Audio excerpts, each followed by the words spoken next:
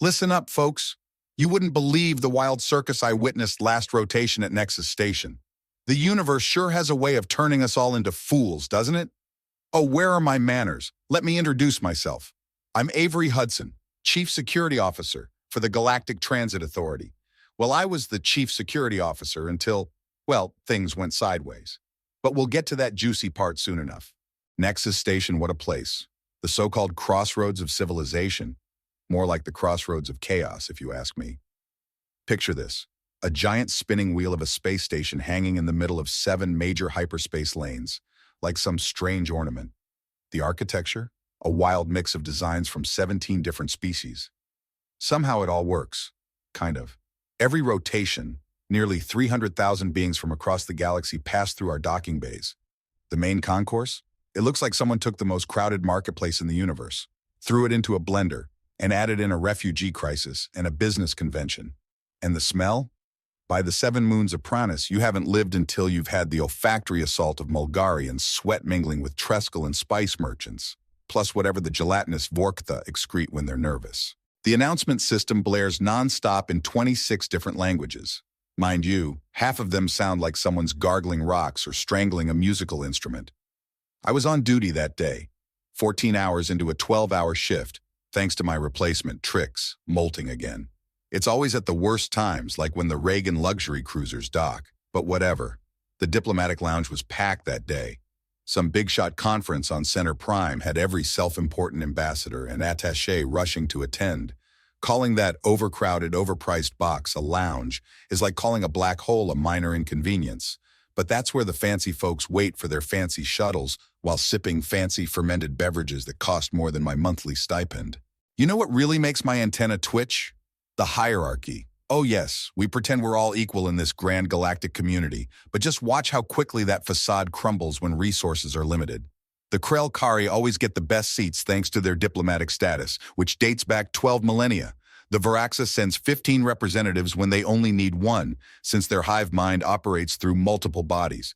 And don't even get me started on the Krivari and their atmospheric requirements. Humans? They're the new kids on the block. They only joined the Galactic Council about 30 rotations ago, still fresh-faced and, as they say, wet behind the ears. Most species look at them with a mix of curiosity and dismissal. Too fragile, too emotional, too unpredictable. And there I was, watching it all unfold from my security station, with the view screens showing every angle of this glorified waiting room. The facial recognition software pinged constantly as it identified VIPs, IPs, and threats. The climate control system worked overtime to accommodate 17 different atmospheric preferences at once. Little did I know, in about 20 standard minutes, everything I thought I knew about galactic politics, human nature, and my own career would be turned completely upside down. You should have seen what happened next. Actually, let me tell you exactly what happened, because trust me, you wouldn't believe it if anyone else told you. The incident. That's when she walked in. A human female. Nothing particularly remarkable at first glance, average height for their species, which, let's be honest, is tiny compared to a Drekhar. She had short, dark hair, tan skin, and one of those weird flat faces humans have. No proper mandibles or sensory ridges. How do they even express themselves? Baffling. She wore what I recognized as a standard-issue Terran Defense Force uniform. The olive green kind with minimal rank insignia. No weapons visible. Station regulations, of course. Her posture was straight but relaxed. Nothing about her screamed important, which in the diplomatic lounge meant practically invisible. "Excuse me," she said, walking up to the transit desk where diplomat Zane Crawford, a rizzer with an ego as big as a small moon, was assigning seats for the center shuttle. "I need passage on the next transport to Center Prime." Zane didn't even glance up from his console. "Beta priority? Hey, the shuttle's already overbooked with Alpha Plus dignitaries. Perhaps tomorrow's transport would be more appropriate for your status level." The way he said status made it clear exactly what he thought of humans. The woman, Lieutenant Kara Sullivan, according to my scanner, just stood there. No outburst, no typical human emotional display, just calm persistence. "Sir, my orders are to reach Center Prime before the summit begins. Beta priority authorizes me to..." Zane's neck frills expanded in that dramatic way Rizzer loves so much. "Do you know who's on this shuttle? The Grand Chancellor of the Drekhar Dominion, 3 Voraxa ambassadors, even a representative from the Zulian technocracy. And you think you're beta priority? You think your needs trump theirs? By now, everyone in the lounge was watching, those glorious moments of public humiliation that make the tedious days worth it. Several Drekhar diplomats chittered with barely concealed amusement. The Voraxa representatives swayed in their creepy, synchronized way when they're enjoying something. I understand the situation, Lieutenant Sullivan said evenly. But regulations state that... Regulations? Zane's laugh sounded like rocks in a garbage disposal. Let me explain regulations to you, human. I have 14 species represented on this shuttle. 8 of them require special atmospheric conditions. 3 have cultural taboos against sharing transport with certain other species. And all of them outrank you in both diplomatic status and evolutionary sophistication. The lounge erupted in laughter. Even I couldn't help but snicker from my security station. The expression on that human's face, well, actually, that was the strange part. She didn't seem offended, angry, or even irritated. She was just patient, as if she were waiting for something to happen. Meanwhile, Zane kept on, clearly enjoying the spectacle. Your species has only been part of galactic society for, what, 3 decades? Meanwhile, the beings aboard this shuttle represent civilizations that have been voyaging through the stars while your ancestors were still figuring out how to grow crops. The laughter in the lounge erupted again. I even saw a Krivari diplomat spray his drink through his breathing spiracles. Lieutenant Sullivan, without missing a beat, nodded slightly. "Thank you for your time," she said, before reaching into her uniform pocket. My security sensors immediately pinged, but instead of drawing something dangerous, she pulled out what appeared to be a standard Galactic Council identification chip. "Please log that diplomatic transport request DC 1138 was denied at 14:27 station time by..." She glanced at Zane's nameplate. "Diplomat Crawford, thank you for your time." Calm as a breeze, she stepped back and sat down in the waiting area as the important passengers started boarding. That should have been the end of it, right? Just another human learning their place in the grand galactic pecking order. Oh, how spectacularly, catastrophically wrong we were. Now let me set the scene for you. Context, you see.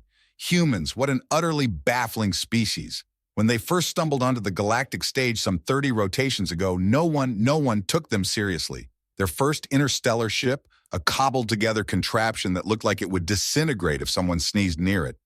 When they announced to the Galactic Council that they had achieved warp capability, the representatives actually laughed. The Zulian delegate even asked if they'd like a participation trophy. Ah, classic Sharan humor. Most species joined the galactic community after centuries, or even millennia, of space exploration. The Krelkari had been gliding between stars for 12,000 years before council admission protocols were even a thing. The Fakiri evolved in space, for crying out loud, and then came the humans, barely out of their planetary cradle, expecting a seat at the adults' table. Their solar system, what we considered a galactic backwater, sat in the middle of nowhere, with nothing remotely interesting for thousands of light years in any direction. Or so we thought. It turns out that isolation led to some unexpected consequences. For one, Earth's gravity is brutal by galactic standards, 1.3 times the average for inhabited worlds. Doesn't sound like much, right? Well, try carrying around a third more of your body weight everywhere you go. Their atmospheric pressure, solar radiation, and temperature variations. Most species would need extensive biological modifications or environmental suits to survive there. But the humans, they evolved in that very environment. When the first xenobiologists published their findings on human physical capabilities, most of us thought their equipment was malfunctioning. A human child can exert more physical force than a fully grown Krivari adult. Their bone density alone makes them walking tanks compared to the Vorktha. But here's the kicker, and this is what none of us understood back then. Humans' isolated evolution produced something we hadn't seen before, an adaptability on a scale that defied all logic. Most species are specialists. The Rizar excel at spatial reasoning and authority structures. The Krelkari dominate diplomacy and historical record-keeping. The Fakiri are masters of collective problem-solving through their hive mind. Everyone has their niche. But humans are generalists. They're not the best at anything in particular, but they're surprisingly competent at everything. A jack of all trades, master of none, but often better than a master of one, as the saying goes. And when it comes to their social structures, absolutely perplexing. Most species operate under uniform planetary governments or biological imperatives. But humans? They've maintained hundreds of distinct governance systems, cultures, and languages on a single planet. They argue about everything, all the time, yet somehow it doesn't tear their civilization apart. Instead, it seems to make them stronger, thanks to something they call diversity of thought. When they first joined the Galactic Council, they were assigned observer status, a standard protocol for newcomers. But instead of quietly observing for a century or two, as is customary, they immediately started asking questions, making suggestions, and requesting changes to processes that had been in place for millennia. The audacity. The Krelkari were especially offended. "Who do these primitive beings think they are?" became a favorite refrain in diplomatic circles. The Voraxa even conducted a probability analysis of human extinction or subjugation within the galactic community. Their conclusion? A 97% chance of it happening within 50 rotations. Those were the favorable odds. Did the humans let that scare them? Not even for a second. They established trade relations with 17 different species in their first rotation of council membership. They volunteered for the most dangerous expeditions into uncharted space. They even brokered peace in the centuries-old Masaki-Thorian conflict. Get this, by suggesting the factions talk to each other. Revolutionary. But here's what really got under everyone's exoskeletons.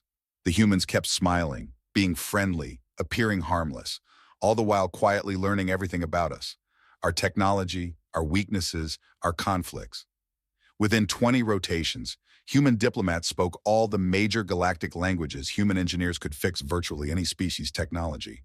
Human merchants had embedded themselves in every major trading hub. And yet, despite all of this, we still treated them like curious children. We patted them on the head, metaphorically speaking, of course. Most species knew better than to touch a human without permission. Their bodies produce acids for Drekhar's sake. Now let's return to Lieutenant Sullivan, calmly sitting in the diplomatic lounge after being publicly humiliated. What none of us knew, what I didn't know, despite having access to the station's security protocols, was that this unassuming human soldier wasn't just any ordinary human. And that chip she so coolly logged her rejection with? It wasn't a mere identification token at all. Oh, if only I'd paid closer attention, if only any of us had looked beyond our assumptions. The signs were there, glaring at us. We just chose to ignore them. It all went wrong about 14 minutes after Lieutenant Sullivan's rejection. My security console suddenly pinged with an incoming priority message. Not unusual during peak transit times, but the source code made my antenna snap upright. ECDF Command, Actual Galactic Council Defense Force Central Command. This wasn't your typical communication channel, the kind of source code that makes security officers like me sit up straight and double-check our uniforms. Security Chief Ryder Lawson, the message read, confirm status and location of GCDF Special Envoy Sullivan. Priority transport to Center Summit. Special Envoy, Special Envoy. My thorax nearly got lodged in my throat. I scrambled to pull up the station's passenger manifest and cross-referenced it with GCDF personnel records. Lieutenant Kara Sullivan was indeed listed, but her file was locked behind security protocols far above my clearance. All I could see was a flashing red indicator that marked her as having Omega-level diplomatic status. Now, for those unacquainted, Omega status outranks even the Krelkari Grand Chancellor. It's reserved for direct representatives of the Galactic Council High Command in times of crisis. My palms, both upper and lower, began to sweat. I looked up from my console toward the lounge where Lieutenant Sullivan was still sitting, calmly reading something on her personal device. She didn't look like someone about to bring the wrath of High Command down on the station. She just looked patient. Then, another message flashed across my screen. Transaction processing error at Nexus Transit Authority. Unusual, but not alarming, until I saw it originated from the Center Prime Ministry. Minutes later, another notification popped up.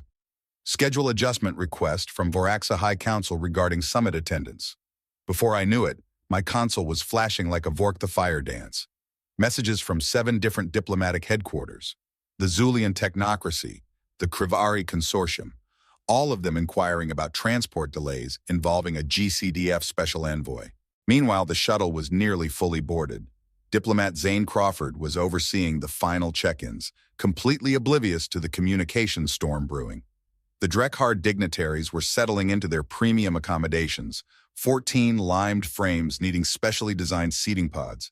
The Varaxa representatives had merged into their travel configuration, 3 bodies linked together in that creepy organic manner of theirs. I needed to act fast. I sent a junior security officer, poor Trix, who had no idea what he was about to walk into, to quietly approach Lieutenant Sullivan. "Excuse me," I heard him say through my audio feed, "but Security Chief Ryder Lawson requests a moment of your time." Lieutenant Sullivan looked up from her device and smiled politely. Those human expressions still unnerved me. "Of course. Is there a problem, officer?" "No problem at all," Trix stammered. "Just a small clarification needed about your travel documentation." As Trix escorted her toward my security station, I noticed something strange on the main concourse view screen. A Garathi battlecruiser had just dropped out of hyperspace near the station. Now, Garathi never send battlecruisers for diplomatic missions. They're notorious for their strict neutrality in galactic politics. What in the Seven Nebula was going on? "Chief Ryder Lawson," Lieutenant Sullivan said as she approached my station, her tone as calm as ever. No anger, no smugness. Just that eerie human calm. "You wish to see me?" "Yes, Lieutenant," I replied, lowering my voice, my 4 eyes darting nervously. "Or should I say special envoy?" She nodded once. "I understand. There seems to be some confusion regarding your transport priority." She nodded again, a slight smirk playing at the corner of her lips. "No confusion, Chief. Just a misunderstanding that will be cleared up shortly." And then, as if on cue, my console erupted with an emergency override communication. The station commander herself, Administrator Jasmine Ward, who never involves herself in transit disputes, appeared on my screen. Her facial scales were practically vibrating with stress. "Chief Ryder Lawson," she hissed, her voice tight with anxiety. "Is Special Envoy Sullivan with you? Please confirm immediately." Before I could respond, a deafening alarm blasted through the station. Emergency protocols had been activated, not by me or any security personnel, but from outside the station. The main view screen switched to show not 1, not 2, but 3 vessels dropping out of hyperspace. And they weren't just any vessels. The distinctive silhouettes of the Galactic Council's own elite guard ships. The lounge erupted into chaos. Diplomat Zane Crawford froze mid-gesture, his neck frills contracting in confusion. The Krelkari Chancellor emerged from the shuttle, all 14 limbs bristling with agitation. The Varaxa representatives disentangled themselves from their travel configuration, clearly alarmed. "What is the meaning of this interruption?" the Drekkar Chancellor demanded, his translator barely keeping up with his agitated clicking. "We are already 20 minutes behind schedule." And then Lieutenant Sullivan, no, Special Envoy Sullivan, finally showed a reaction, just the faintest of sighs. She turned to me and said, her voice quiet, "I tried to handle this discreetly. This is exactly what I wanted to avoid." At that moment, the station-wide announcement system crackled to life, overriding all other communications. Administrator Jasmine Ward's voice, usually so composed, sounded almost terrified. "Attention all personnel and passengers. Nexus Station is now operating under Galactic Council Emergency Protocol 7 Alpha. All scheduled departures are temporarily suspended pending the arrival of the Council Honor Guard. Please remain calm and comply with security directives." Protocol 7 Alpha, that was only used for... Oh no, it suddenly clicked in my security-trained brain. The Center Summit wasn't just any diplomatic meeting, it was the diplomatic meeting. The one where the Galactic Council would vote on humanity's petition for full membership status, elevating them from mere observers to full voting members. And Special Envoy Sullivan wasn't just carrying a vote, she was the vote. The truth revealed itself. The next few minutes were pure pandemonium. Security personnel scrambled everywhere. Diplomats demanded answers. The shuttle pilot refused to open the airlock, despite direct orders from Station Command. And me? I stood there next to Special Envoy Sullivan, feeling like the biggest fool in the galaxy. The lounge doors slid open with a dramatic whoosh, and in marched, glided Ambassador Collar. If you don't know who Ambassador Collar is, then you've been living under a space rock for the past century. He's the Zulian diplomat who single-handedly negotiated the end of the Great Relian conflict, the legendary mediator who can speak 93 galactic languages fluently. That sleek, silver-scaled figure practically radiated authority. "Sullivan," he called out, bowing deeply. Yes, bowing to a human. A Zulian elder bowing to a human. "Thank the eternal stars we received your distress beacon." Distress beacon? I squeaked, my eyes darting to the small identification chip, Lieutenant. No, envoy. Sullivan had used to log her transport rejection. No distress, Ambassador Collar replied with a calm smile. Just a minor transportation hiccup. I was attempting to travel quietly, as we discussed. Suddenly, the Krell-Kari Grand Chancellor scuttled forward, all 14 appendages twitching nervously. Is this really the Sullivan? The human negotiator who single-handedly stopped the draconian expansion into the Marzak cluster? The same one? Ambassador Collar? The entire lounge went silent. Even the typically chatty Krivari stopped their constant whistling respiration. Special Envoy Sullivan? She stepped forward. And in that moment, everything changed. Gone was the unassuming lieutenant. Her posture straightened, and her voice took on a resonant quality that seemed to fill the room without needing to raise her tone. It was as though she grew taller right before our eyes. Grand Chancellor Drekhar Zith, she said smoothly. It is an honor to finally meet you in person. Your treatise on multi-species governance protocols was instrumental in shaping Earth's approach to galactic integration. The Chancellor's mandibles clicked in what could only be described as deep embarrassment. You have read my work in the original Krell-Kari clicking dialect? Sullivan nodded. Your nuance is lost in translation. The Chancellor looked as though he might faint. A Drekhar Chancellor nearly unconscious from shock. Ambassador Collar cleared his throat. For those who may not know, Special Envoy Kara Sullivan is the human representative chosen by the Galactic Council to present Earth's case for full membership status. Over the past 15 rotations, she has resolved 27 major interspecies conflicts. She speaks 41 galactic languages. She has personally negotiated trade agreements that increased galactic commerce by 22%. With each accomplishment, the diplomat's expressions shifted from disbelief to shock, and then to something else entirely: respect. Oh, and she is also, Ambassador Collar added with a touch of amusement, the adopted daughter of High Council Elder Zorge Collar, my father, who took her in after she saved his life during the Proxima Center pirate incident. Gasps echoed throughout the lounge. A human, adopted by one of the most powerful Zulian families in the galaxy? Unprecedented. Diplomat Zane Crawford, who had been frozen in horror since the alarm started, suddenly found his voice. But she's just a lieutenant. Her uniform, her rank insignia. Sullivan turned to him, and I almost felt sorry for the arrogant Rizzer. This uniform honors my start in the Terran defense, she explained, her tone calm yet firm. I wear it to remember where I came from. Diplomatic missions to new species often go more smoothly when I appear less intimidating. Less intimidating? This was her being less intimidating? The shuttle, Ambassador Collar announced, will now be boarding its actual priority passenger. Grand Chancellor, esteemed representatives, you are of course welcome to travel alongside Special Envoy Sullivan, but be advised, the Council Honor Guard will be escorting the vessel. The Voraxa representatives swayed in their eerie, synchronized way, and all three spoke at once. We would be privileged to share transport with the Peacemaker of Proxima. The Peacemaker of Proxima. One of the most respected diplomatic titles in the Eastern Spiral Arm, but the most shocking moment was yet to come. The Drekhar Grand Chancellor, the representative of the oldest and most prestigious civilization in known space, extended all 14 of his limbs in the ancient gesture of profound respect. This gesture is typically reserved for fellow chancellors. Envoy Sullivan, he chittered, his voice formal. The Drekhar Dominion would be honored if you would accept our seat of highest status aboard the vessel. As a security chief who had observed thousands of diplomatic exchanges, I can tell you with absolute certainty, this never happens. Never. The Krell-Kari never relinquish status. It's ingrained in their genetic code. Yet Sullivan, this extraordinary human who had been treated as an insignificant speck just half an hour earlier, simply nodded and replied, "The honor is mine, Grand Chancellor. Perhaps during our journey we could discuss your people's proposal for the Outer Rim Development Project. I have several suggestions that might address the Krivari concerns while still preserving your historical claims." The Chancellor's eye stalks practically bulged with excitement as the diplomats began boarding the shuttle, with Sullivan leading the way. Ambassador Collar, however, lingered behind.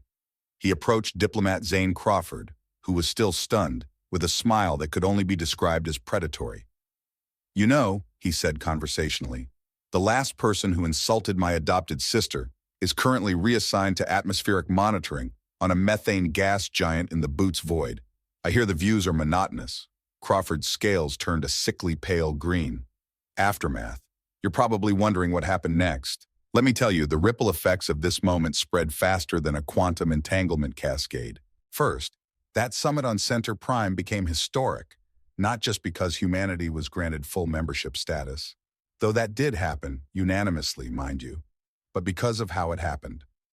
Traditionally, the membership ceremony involves each existing council species casting their votes through their representatives, a formal, often tedious affair filled with pomp and ceremonial nonsense.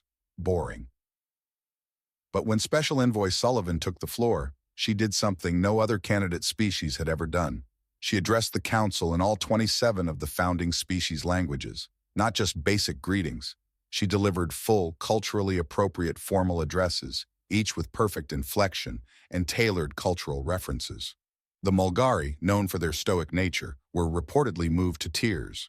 When she included a poem from humanity's pre-space literary canon, even the stoic Rizar couldn't help but applaud.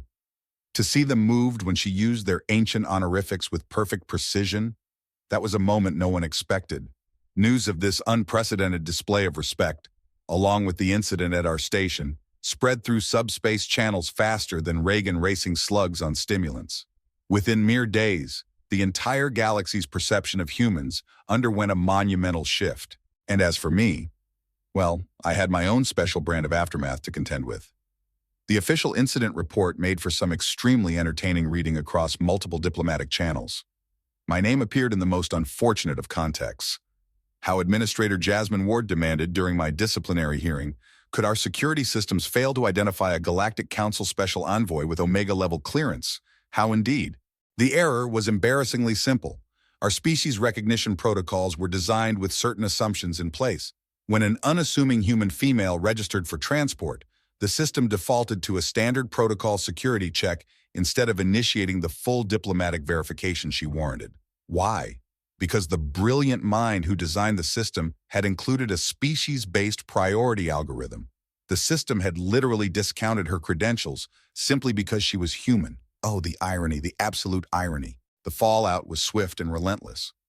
New regulations were introduced across all galactic transit authorities, prohibiting species-based security classifications. Mandatory cultural sensitivity training was imposed for all diplomatic personnel, with a heightened focus on integrating emerging species. Guess who became the poster child for how not to handle diplomatic transit? Yeah, that'd be me. My security briefings are now being used as training material across the galaxy on what not to do. As for diplomat Zane Crawford, the last I heard, he was indeed reassigned to that methane gas giant Ambassador Collar had mentioned. His official title? Atmospheric Particulate Documentation Specialist. Essentially, he counts clouds for a living now, but hey, at least it's a job. However, the most profound change came in the way other species began to view humans. That dismissive attitude? Gone. The condescending tolerance? Vanished. It was replaced by something far more intriguing, a mixture of caution, respect, and genuine curiosity. Suddenly, everyone wanted to learn about these deceptively capable beings who had quietly integrated into galactic society while we were too busy overlooking them. Enrollment in Galactic Academy Studies programs skyrocketed by 300%. Human language courses became the hottest educational modules in the diplomatic corps. Even the Krelkari Grand Chancellor himself established a cultural exchange program between their ancient civilization and Earth. The Krelkari voluntarily engaged with humans, the same species that had dismissed them as barely evolved primates only 30 rotations ago. As for Special Envoy Sullivan, she became a galactic icon, not the flashy, attention-hungry kind, mind you. That's not the human way. We all learned that. No, she continued her quiet yet effective diplomacy, now with the full respect and focus her accomplishments truly deserved. Perhaps the most telling change, however, was the new unofficial protocol that species across the galaxy began adopting when encountering humans. Assume capability until proven otherwise. A complete 180 from the previous attitude. As for me, well, I'm no longer Chief Security Officer at Nexus Station. My new position is educational. I travel to various outposts, delivering lectures on interspecies assumptions and the consequences of misjudging them. Yes, I essentially get paid to tell the story of how I failed so spectacularly to recognize one of the most important diplomats in the galaxy simply because she didn't have enough limbs or an impressive enough exoskeleton. Funny, isn't it? The universe definitely has a sense of humor. Oh, and one more thing. 6 rotations after the incident, I received a small package. Inside was a human military decoration, their Medal of Patience or something similar, accompanied by a handwritten note from Special Envoy Sullivan herself. Chief Writer Lawson, thank you for the most illuminating transit experience of my diplomatic career. Sometimes, the most effective lessons come from the unexpected. The Galactic Council membership ceremony wouldn't have had nearly the same impact without your assistance. With appreciation and no hard feelings, Kara Sullivan. No hard feelings, Desta. After I cost her a transport, subjected her to public humiliation, and nearly sparked a diplomatic incident that could have derailed humanity's council membership, that, my friends, might be the most terrifying thing about humans. They don't just forgive, they find value in failure, even when it's at their own expense. What kind of species does that? The kind that's now sitting at the Galactic Council making decisions that affect us all. Sleep well.